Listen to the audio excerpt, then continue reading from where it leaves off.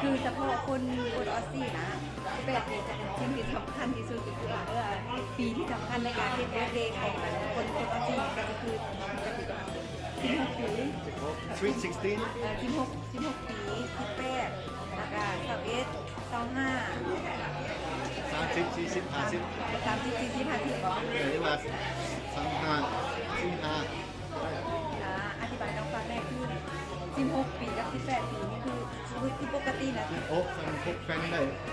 หมายถึง16นะแปลว่าเป็นผู้ใหญ่ขึ้นมาน้อยหนึ่งแปลว่าสามารถมีแฟนได้แล้ว8 ปีนะเบี้ยได้แล้วก็ต้องจะปกติก็จะเฮ็ดแบบเบิร์ธเดย์เป็นผู้ใหญ่เต็มตัวหรือว่าบรรลุนิติภาวะว่าจังซั่นปกติก็จะเฮ็ดแบบจัดแบบยิ่งใหญ่อลังการเลยนะแบบก็เป็นผู้ใหญ่แล้วผักตัวได้คักว่าแต่ว่า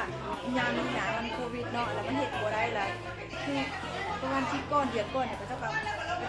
จำกัดคนนะก็จะจำกัดคนมีแต่10คนนึงก็จะบ่ให้โอเวอร์10คนนะแต่ว่ามื้อนี้นะเลิกไปมื้อนี้ก็จะให้50คนถ้าว่าโอเวอร์ไม่พูดละพัน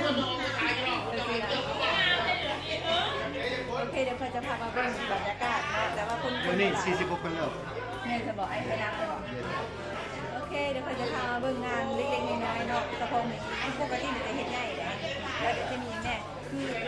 มื้อนี้นะก็จะมีแต่พวกจะมีแต่แฟมิลี่หรือว่าหมู่ที่ฮักแพงกันอยู่มาเพราะว่ามีแล้วจำกัดคนเลย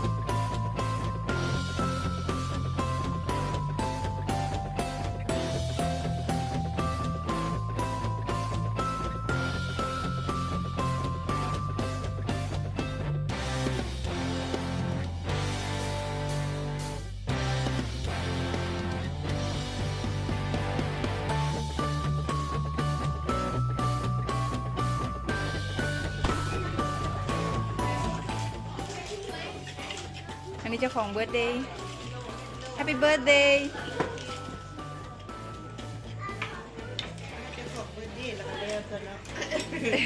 สองไม่เห็นสองมันยังHappy Birthday เปลี่ยนกันไปเปลี่ยนกันมาเนาะนี่กินที่เมื่อได้รู้ว่าสิพื้นที่เข้าที่นางติ๊กวันเสด็จสติมันมาเสด็จเกลือโอ้ยอันนั้นจะพูดมันมาแล้วมันเมื่อมันกินเรียบร้อยแล้ว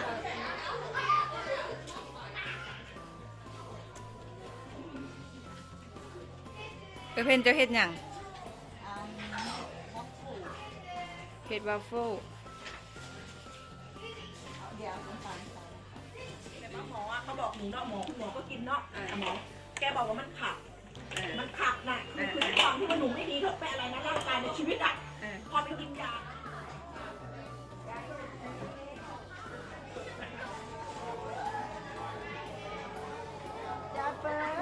แจสเปอร์หักไม่เท่า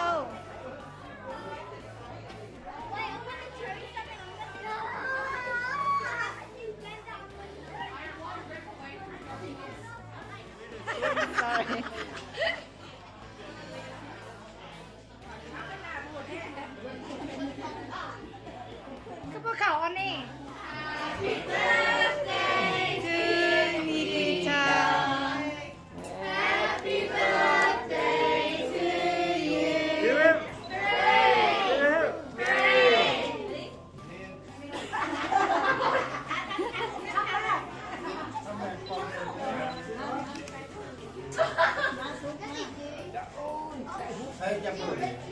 เดี๋ยวจะเบอร์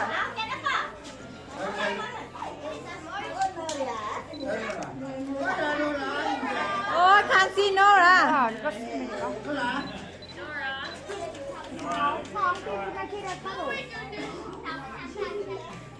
ครับ โอเค